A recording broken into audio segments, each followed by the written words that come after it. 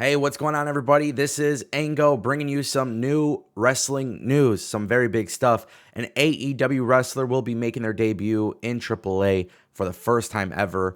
The other day we talked about Jay Lethal. Now it is somebody else. The video just dropped today for the big announcement. Also, WWE's television deal in Japan has been canceled. I'm going to give you guys some of my thoughts on that. And then also WWE and AEW are really taking this women's revolution serious. As you guys know, WWE has been pushing a few women's stars, new female stars. Now AEW is doing the same. Obviously, we're seeing it with Jade Cargill. We're seeing it with Thunder Rosa.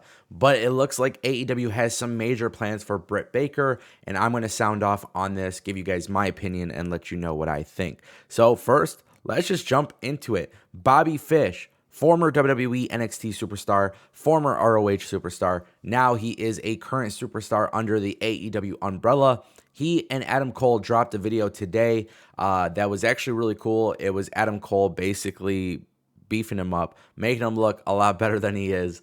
And he was basically promoting the fact that Bobby Fish will be headed to AAA and be making his debut in the opportunity to earn the AAA Mega Championship. Now, what was really weird about this promo was Adam Cole was talking about it and referencing it to being called the Omega Championship.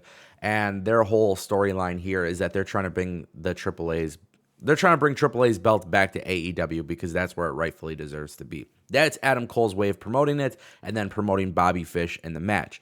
Now, I thought when this video originally appeared on my screen, I thought for sure that AEW and AAA were about to have Adam Cole go out there, which would have been really cool, but that doesn't seem to be the case at all. And I'll be honest with you, I don't think Bobby Fish is going to win this belt, nor do I think Jay Lethal will win this belt. I think it is going to be a AAA superstar because Kenny Omega did, in fact, announce that he will be going back for the title after his injuries are cleared.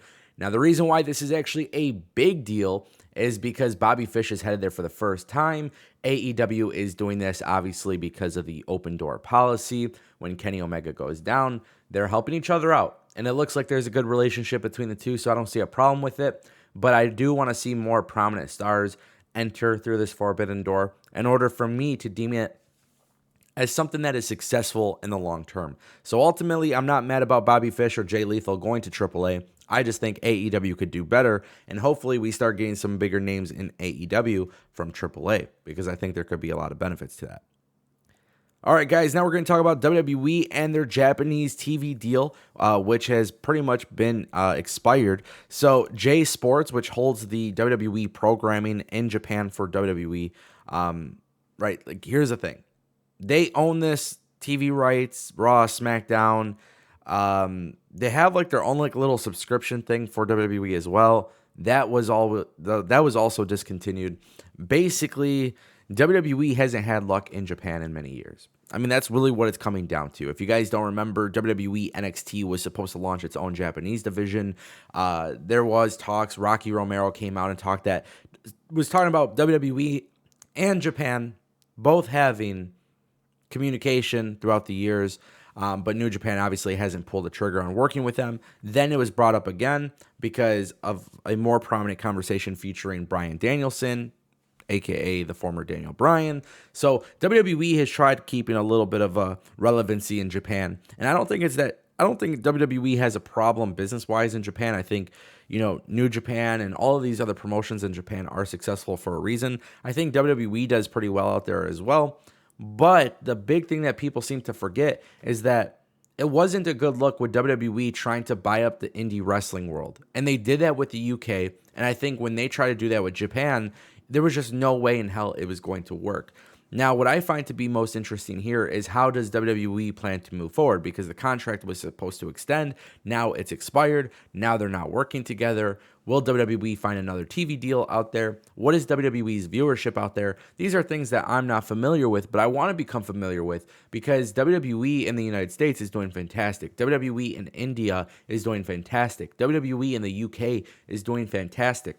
What is it about the Japanese wrestling market that is not as fantastic for WWE? Or maybe it is, and there is a whole bunch of other stuff that we just don't know about. I think WWE working with NJPW would have been great. I think WWE trying to buy out Pro Wrestling Noah would have been terrible because, again, what has WWE done with NXT UK? And that is one of the reasons why I wish WWE would not try to buy out the competition or hurt the competition. I wish they would keep an open and healthy dialogue between competition, because what AEW is doing with its competition is great, and nobody is complaining about it. All right, guys, now it is time to talk about some major plans for AEW. This is some stuff that we've known about for a while, but it's been very clear that Britt Baker is the number one in AEW for the women's division. And, here's the thing. I actually have no complaints about it. I think Britt Baker is a really good talent, and I think she's really come a long way since she's debuted on AEW. Like, legitimately, she's come a long way, so not really a concern or a criticism there. But AEW is going to keep things going with Britt Baker in this position as women's champion.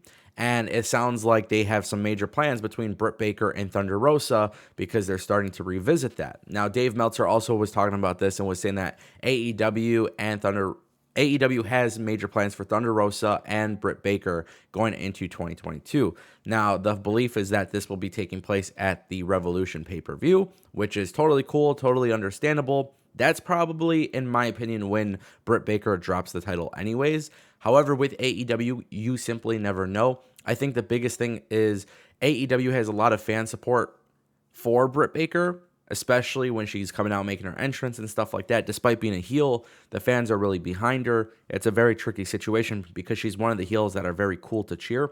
I think AEW just kind of needs to watch and learn from what WWE does, and hopefully not make the same mistake in overexposing Britt Baker, because I don't think that's an issue right now, but I think it could be an issue later on, and you don't want that to happen. Obviously, WWE has done that with Charlotte Flair, and no means am I comparing the two situations as it is, because I don't think AEW has done that to the fans, but I don't want AEW to do that to the fans, is my point.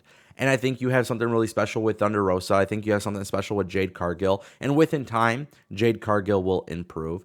Obviously, she's probably going to be the first TBS champion. I can't remember the last result. I think she's got to fight Thunder Rosa. I think that's the plan. So, here's the thing. If she beats Thunder Rosa, that's a major thing, major upset. By the way, Britt Baker can cost that match. There's a lot of ways to do this booking-wise to make it make sense, but I think it will work, and I think the big plans that AEW has here is basically making sure people know that Britt Baker is the number one person in that women's division, and that's completely fine. And I think they want people to know that Thunder Rosa is that top baby face, which I think is also a very smart move.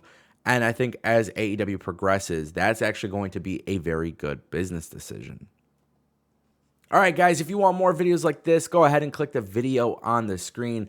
Right here on this channel, I bring the latest news and rumors. I give you my 2 cents on everything that's happening in pro wrestling. So go ahead and watch more Ango content. You can never get enough of pro wrestling content. And on top of that, I have a new show, Ango in the Morning. Check it out.